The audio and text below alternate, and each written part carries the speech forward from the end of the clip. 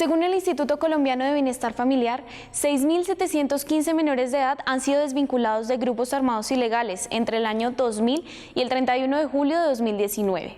De estos, 3.879 pertenecían a las FARC. Es por esto que después de la firma de los acuerdos de paz el 24 de noviembre de 2016, se esperaba que el reclutamiento disminuyera notablemente, pero esto no ocurrió. Y nosotros indagamos sobre qué está pasando en todo el territorio nacional.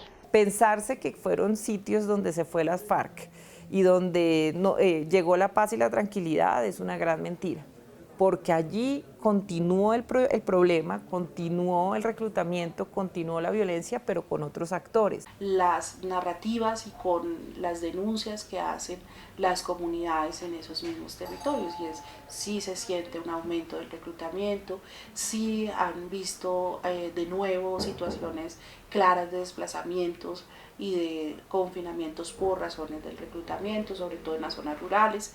Hemos visto cómo sí se ha vuelto una parte de la agenda de las autoridades locales, porque deben de alguna manera entrar a responder frente al fenómeno que vuelve a ponérseles de presente y que está haciendo de las afectaciones más recurrentes en este momento contra los niños y las niñas. 50 jóvenes que han sido reclutados, de ellos han podido escapar 6 jóvenes que inmediatamente los han tenido que sacar del municipio, han tenido que salir con sus familias.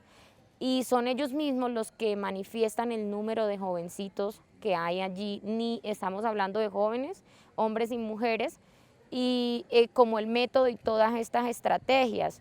Ellos se han escapado, de hecho. Entonces, los casos que están en este momento registrados ante Personería son los de estos 6 jóvenes que lograron escaparse.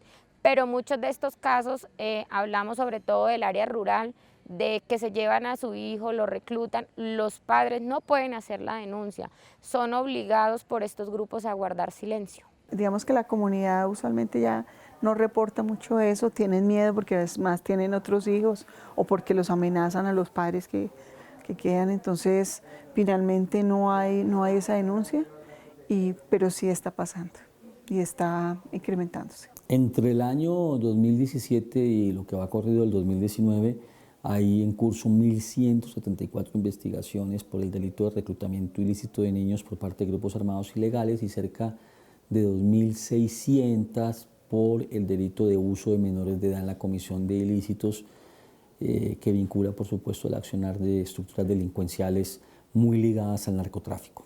La justicia ordinaria es de carácter permanente y se encarga de delitos comunes, mientras que la JEP opera de manera transitoria indagando conductas relacionadas con el conflicto armado previas a diciembre de 2016. En marzo de 2019, la JEP abrió el caso 007 con cifras que entregó la Fiscalía en junio de 2018. Este informe decía que 5.252 niños, niñas y adolescentes fueron víctimas de reclutamiento ilícito entre los años 1971 y 2018.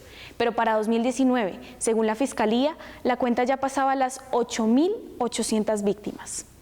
Un cambio en la dinámica del reclutamiento en el país fue pasar de las zonas rurales a las zonas urbanas, especialmente por la actuación de los grupos post-desmovilización, que concentran sus acciones en zonas urbanas. Es claro que el reclutamiento de niños, niñas y adolescentes continúa, que la firma del acuerdo de paz no fue garantía para que este fenómeno disminuyera. Y entonces, ¿qué grupos armados ilegales y en qué partes del país están reclutando hoy? En Colombia, con la salida de las FARC, de dejar de ser un grupo armado al margen de la ley en la medida en que se firmó un acuerdo de paz, el único grupo que pareciera estar cometiendo el delito de reclutamiento, por lo que significa que es un destinatario como grupo armado de la observancia del protocolo 12 a los convenios de Ginebra, es el ELN. Digamos que particularmente las FARC cumplieron su promesa de no reclutar más, no entregaron los niños, pero no reclutaron más. Otros grupos sí empezaron a hacerlo, sobre todo que en el país ha venido incrementándose no solo el uso por parte de los grupos armados, sino también de las delincuencias. En la medida en que las FARC se vinculan al proceso de paz y dejan las armas, muchos quieren copar esos espacios para tener la posibilidad de ejercer influencia sobre esos territorios.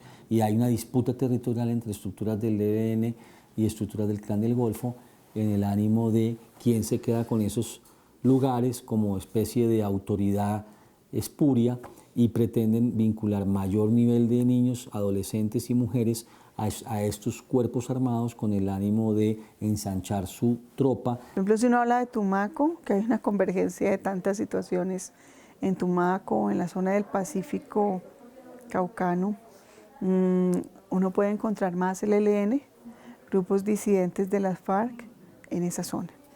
Y hay también todos los grupos de los paramilitares y grupos que más tienen vínculo con el narcotráfico en esas zonas. Nariño también. En lo que es la frontera, o sea, Arauca, el Catatumbo, el ELN es, digamos que el mayor, le siguen algunas disidencias de las FARC y tratando de reactivarse el EPL.